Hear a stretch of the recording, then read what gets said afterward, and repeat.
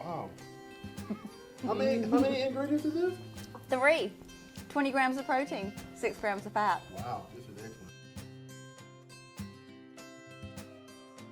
We're gonna take 2½ cups of elbow macaroni, pour it in your skillet. We're gonna add 2 cups of water right on top. No need to boil the water first. We're gonna turn our heat to high and we're going to wait for that to boil. While we're waiting for this to boil, we're gonna go and puree our cottage cheese.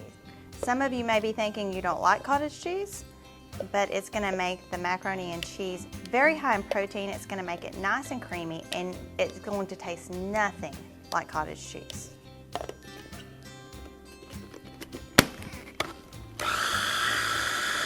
Let that come to a rigorous boil. So now we're gonna add the pureed cottage cheese. See how nice and creamy that is? Now we're just gonna mix this in. Now we're gonna let the cottage cheese mixture come to a boil. So now our cottage cheese mixture is at a boil, and we're gonna slowly add the cheese and melt this in. And I'm using sharp cheddar cheese, but you can use whatever cheese you prefer.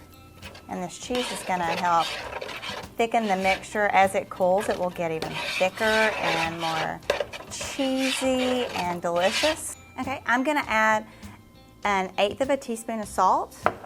So I prefer to add a little bit of black pepper. So I'm just going to add some to taste. And then we're going to mix all of that in.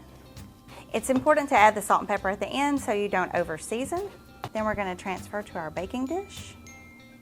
And then I'm gonna garnish with a little bit more sharp cheddar cheese and put it in the oven just to let that melt.